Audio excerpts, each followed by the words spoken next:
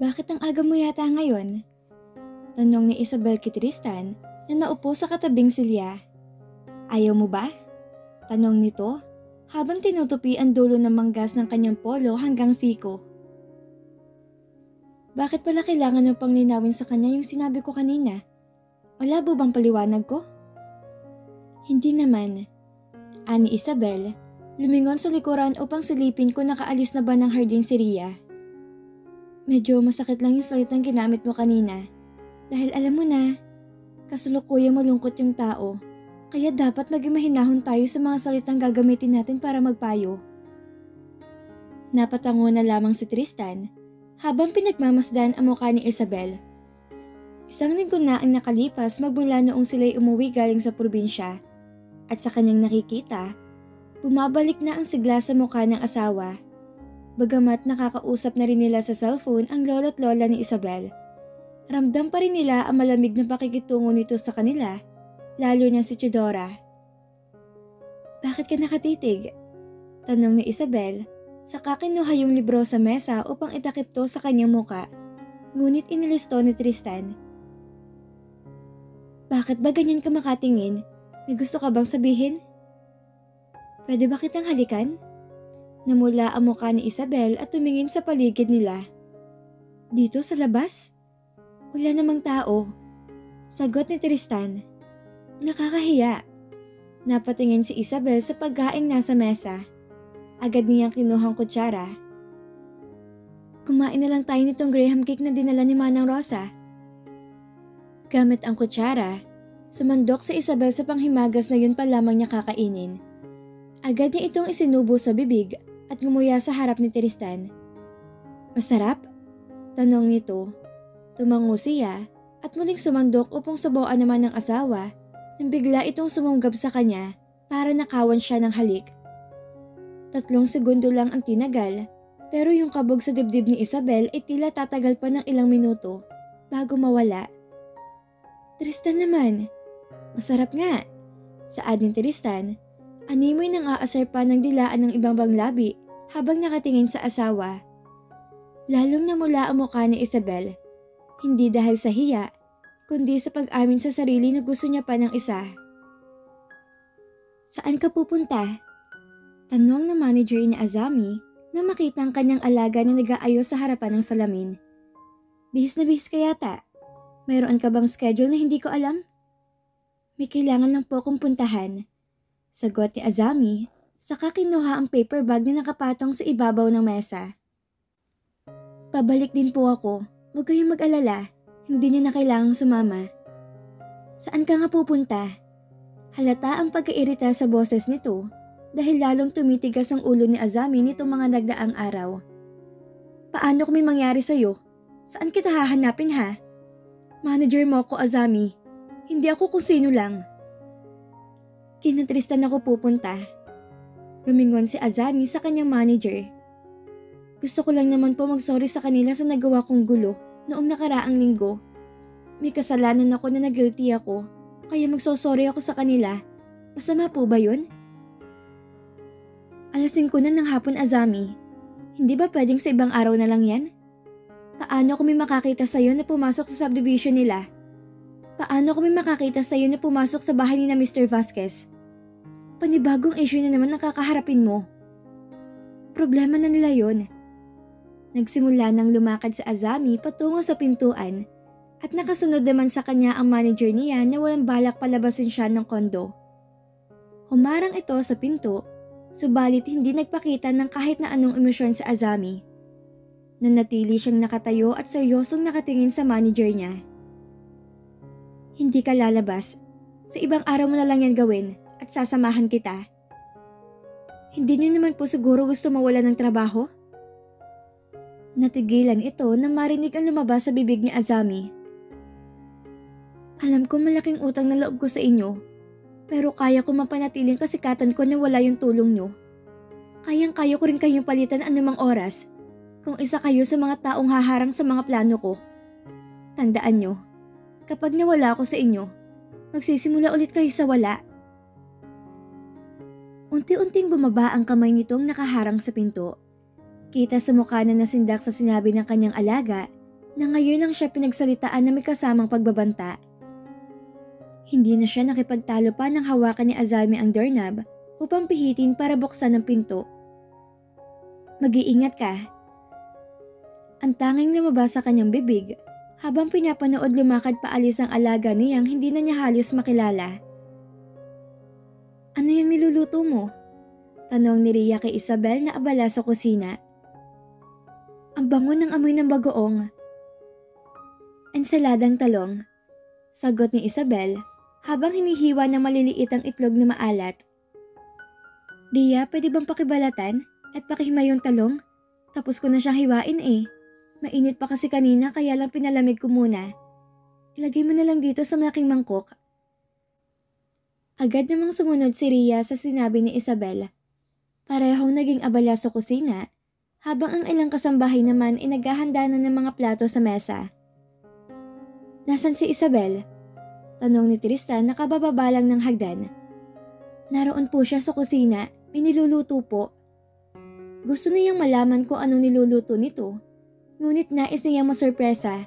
Sa halip na sa kusina, nagtungo na lamang siya sa mesa at nililibot ang paningin sa mga putahing nasa harapan niya. Sir Tristan, napalingon siya sa kasambahay na lumapit sa kanya. Meron po kayong bisita sa salas. Pinapasok ko na po kasi madilim na po sa labas. Nagsalubong ang kilay ni Tristan sapagkat wala siyang inaasahang bisita. Maliban na lamang kung importante to galing sa kumpanya. Ngunit wala naman siyang tawag na natanggap mula sa sekretarya. Oh, nakababa ka na pala. Kumain na tayo? Eksaktong dumating si Isabel galing sa kusina, dala ang mangkok na naglalaman ng putahing inihanda niya. Inilapag niya ito sa mesa at hinila ang siliyang madalas upuan ni Tristan. Nakaguhit sa mukha na nasasabik ipatikim sa asawa ang putahing siguradong bago sa panlasa nito. Maupo ka na. Tikman mo tong, hello. Lahat inapatingin sa biglang pagsingit ng isang hindi kilalang boses. Ang nakangiting labi ni Isabel ay unti-unting naglaho habang hindi naman maipinta ang mukha ni Tristan nang makita kung sinong kanilang bisita. Hindi niya alam kung saan to kumuha ng lakas ng loob para magpakita pa sa kanila matapos ng idinulot itong gulo noong nakaraang linggo sa probinsya. Asami, ikaw pala. Si Isabel ang siyang bumasag ng katahimikan nang mapansin ang pagbigat ng hangin sa paligid. Lumapit siya rito. Sakto ang dating mo. Sumabay ka na sa amin maghapunan? Lalong nalukot ang mukha ni Tristan.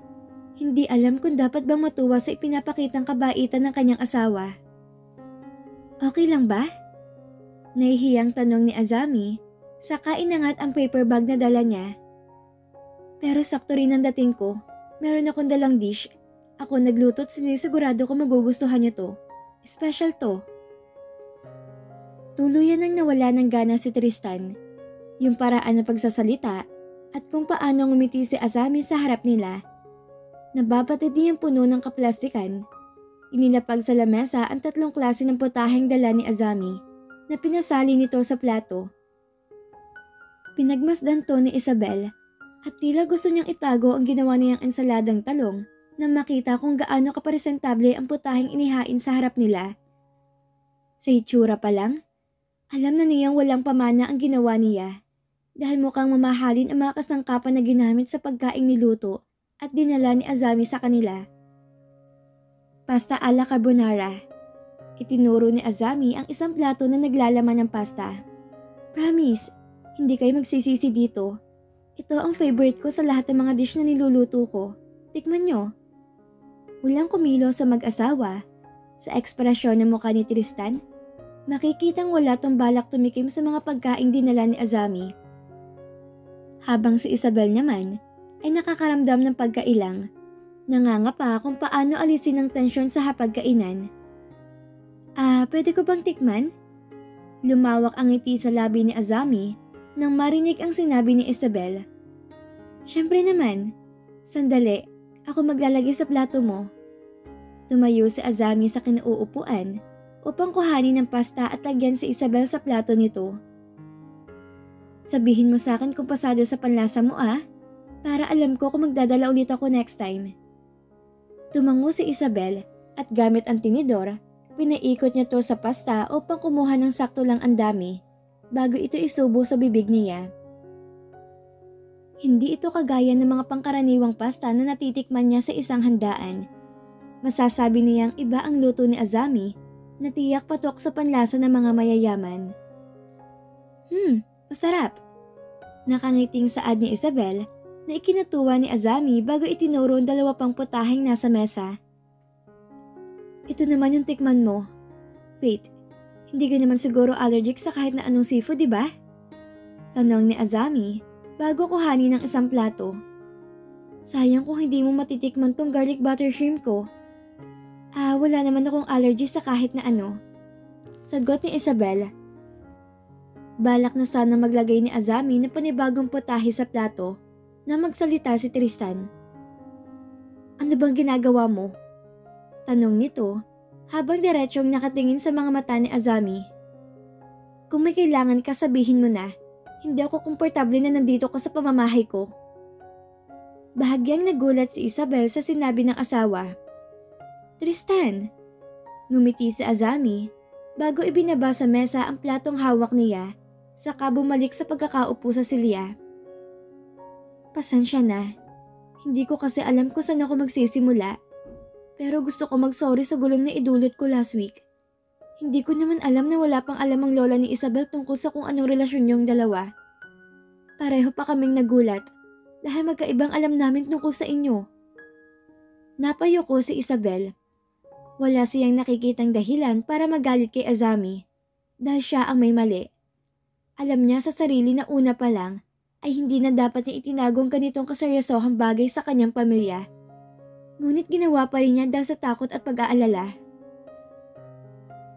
Isabel, sorry talaga. Hindi ko intensyon na sirain yung selebrasyon nyo. Dapat pala hindi na lang ako nagsalita para hindi kayo nagkagulo noon. Bakas ang pagsisisi sa boses ni Azami habang ang mga mata ay tila kumikislap dahil sa namumuong luha. Hindi mo naman kailangan humingi ng tawad, Azami. Nakaramdam naman ng konsensya si Isabel na makita ang pagiging emosyonal nito. Kasalanan ko rin naman to. Kasi inilihim ko sa kanila. Kung tutuusin, wala namang mali sa ginawa mo. Aksidente ang lahat at nararapat din naman nilang malaman ang lahat. Tsaka ganun talaga, walang sekretong hindi nabubunyag. Pinunasan ni Azami ang ilalim ng mata dahil sa naipong luha bago tumingin kay Tristan na hindi na bago sa ekspresyon sa muka. Sorry din sa'yo at sa mga nasabi ko. Kalimutan mo na yun dahil hindi ko rin alam ang mga pinagsasabi ko noon. Huwag mo sanang i-terminate ang kontra ko sa Peoples. Segundo ang lumipas bago nakatanggap ng tugon sa Azami mula kay Tristan. Isang simpleng tango at mukha pang napilitan, ngunit hindi na yun pinansin ni Azami. Dahil ang mahalaga ay naayos niyang imahe niya sa mag-asawa. Nang mawala ang tensyon, naging magaan na rin ang paligid nila. At pinagpatuloy ni Azami ang pagbibida sa putaheng dala niya. Gumagawa siya ng paraan para maging panatag ang kalooban ng mga to sa kanya. Dahil yun ang unang hakbang upang maging magkaibigan sila ni Isabel. Naparaman luto ko kanina ng machado, kaya nagdala na rin ako dito. Actually, first time ko siyang lutuin, kaya hindi ko sure kung nakuha ko ba ng tama yung lasa niya. Balak sanang alisin ni Azami sa harap ni Tristan ang plato ng lalaman ng ensalada na ipapalit niya sa hawak niyang mechado, ngunit pinigilan siya ni Tristan. Salamat, pero hindi ako kumakain ng karne sa gabi. Anito, saka sumandok sa ensaladang talong na ginawa ng asawa. Pinagmasdan ni Azami ang reaksyon nito habang inunguya ang putahing hindi pa mayor sa kanya, bago niya ibaling ang tingin kay Isabel na hinihintay ang komento ni Tristan. Ano masasabi mo? Ayos lang ba siya? Mahinang pagtatanong ni Isabel. Kabado dahil hindi mabasa sa mukha ni Tristan kung nagustuhan ba nito ang ginawa niya. Masarap. Gumawa ka ulit bukas. Babaunin ko sa opisina. Lumawak ang ngiti sa labi ni Isabel. Napawi ang kanyang pag-aalala habang matinding inis naman ang nararamdaman ni Azami na makita kung gaano kasayang dalawa sa harap niya. Ako lang ba? O talagang medyo off si Miss Azami kanina? Nagtatakang tanong ni Ria habang abala sa paghuhugas ng plato sa kusina. Nasa likuran niya si Isabel na siya namang naglalagay ng mga natirang ulam sa plastic container. Oo, friendly siya pero ewan ko ba? Parang ang peke ng mga ngiti at tawa niya kanina. Ngumiti si Isabel.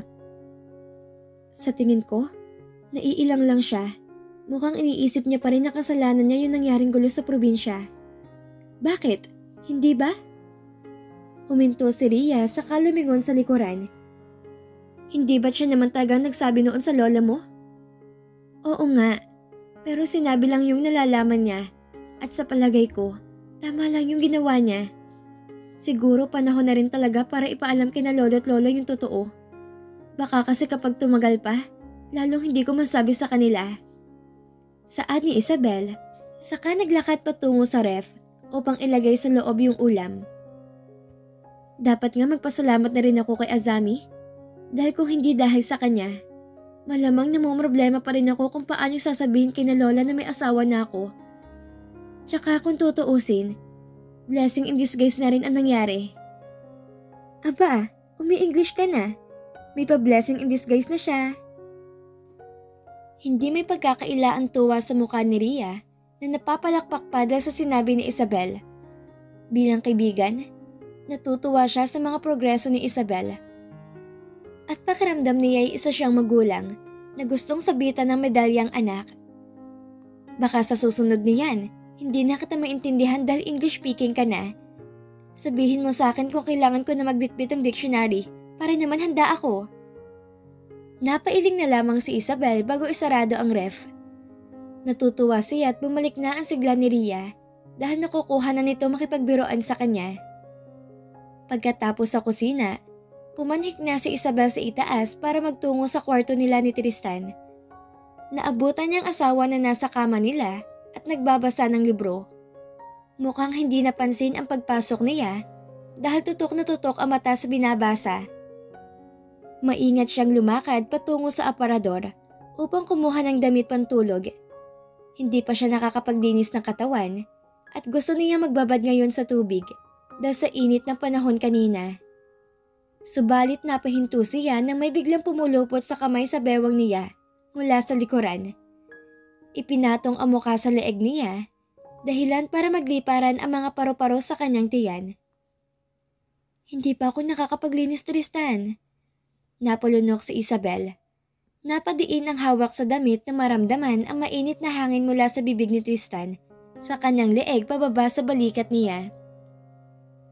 Mabango ka pa rin naman. Bulong nito at idinikit ang labi sa likuran ng kanyang tenga. Napaangat naman ang magkabilang balikat ni Isabel na makiliti sa ginagawa nito sa kanya hanggang sa mapatakip sa bibig sa takot na may kumawalang boses sa kanya. Tahimik ang paligid at tanging naririnig nila ay ang malakas na kabog ng kanilang mga dibdib. Hindi nakaligtas sa mata ni Tristan ang ginagawang pagpipigil ni Isabel sa sarili habang siya'y abala sa paggawa ng marka sa balikat ng asawa. Hinawakan niya ang kamay ni Isabel at inalisto mula sa pagkakatakip sa bibig.